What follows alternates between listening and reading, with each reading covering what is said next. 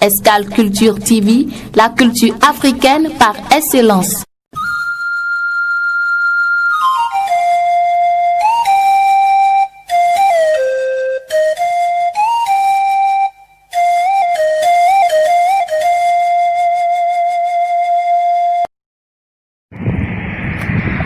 Ẹ kú dédé àkókò yìí ẹ̀yin olólùfẹ́ Escale Culture TV.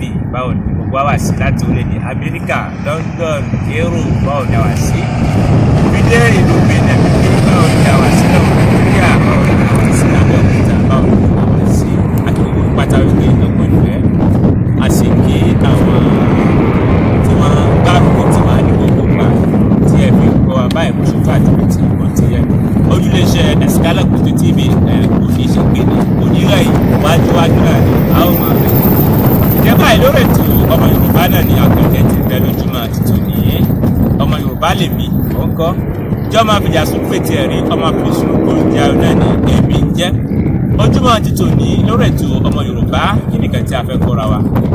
Àkókò ilẹ̀ Yorùbá, àkókò kọ̀ọ̀kan ilẹ̀ Yorùbá, a ó ṣàlàyé ẹ̀ fúnra wa. Báwo la ti wá ń kiri lákòókò kọ̀ọ̀kan ilẹ̀ Yorùbá, a ó tún fúnra wa ní àlàyé yìí náà pẹ̀lú. Ǹjẹ́ àgbẹ̀dẹ kò ní síwájú ní ìlànà ìjọba tí ń gbádùn wa kọ́ òṣèlú. Ǹjẹ́ àkókò ilẹ̀ Yorùbá ó ti bẹ̀rẹ̀ láti àárọ̀.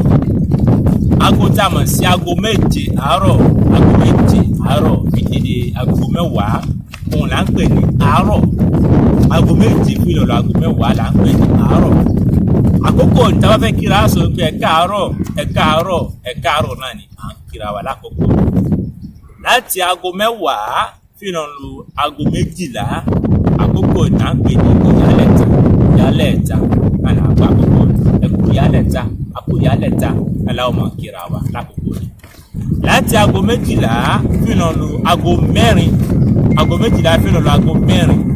Àkókò ni là ń pè ní ọ̀sán. Ọ̀sán là ń gbà àkókò yìí tàbá fẹ́ kíra sọ pé ẹ káàsán o, ẹ káàsán o, ẹ káàsán là ń kíra wa lákòókò. Láti aago mẹ́rin fi lọ́lọ́ aago mẹ́fà. Aago mẹ́rin fi lọ́lọ́ aago mẹ́fà là ń pè ní ìrọ̀lẹ́. Ìrọ̀lẹ́ là ń gbà àkókò yìí tàbá fẹ́ kíra wa ń kọ́ àsọ pé ẹ kú ìrọ̀lẹ́, ẹ kú ìrọ̀lẹ́ là ń kíra wa. Láti aago mẹ́fà àbọ̀ fi lọ́lọ́ aago mẹ́wàá. Aago mẹ́fà àbọ̀ fi lọ́lọ́ aago mẹ́wàá ìgbà tí wọ́n ná alẹ́.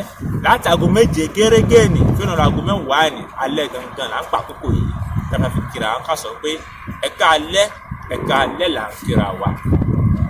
Láti aago mọ́kànlá fi lọ́lọ́ aago mẹ́rin òru, àkókò ni là ń pè ní òru.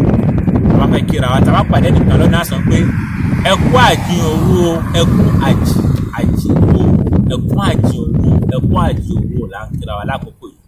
Ǹjẹ́ báyìí ọmọ Yorùbá ó yẹ ká mọ̀ dáadáa nítorí bó ṣe pàtàkì. Gbogbo alẹ́ là mọ̀ báwo táwọn fún wa ṣe ń gbé àkókò wọn lé ìbò wọn lédè Gẹ̀ẹ́sì, wọ́n ní mọ́nì, wọ́n ní bọ̀ǹzù. Ẹ jẹ́ ká ara ká ṣe kìnnì ká gbé tiwa náà ní àrùbẹ́. Ǹjẹ́ báyìí Àkàndé Sàtà lórúkọ tèmi jẹ́ ọmọ fìjà sún pètè rẹ̀ ọmọ fi sùn lórúkọ jẹ́ ayọ̀. Gbogbo apáta wípé ẹ kò fẹ́ ẹ ṣe é ṣe. Ǹjẹ́ báyìí ó tún ti gbà kan náà.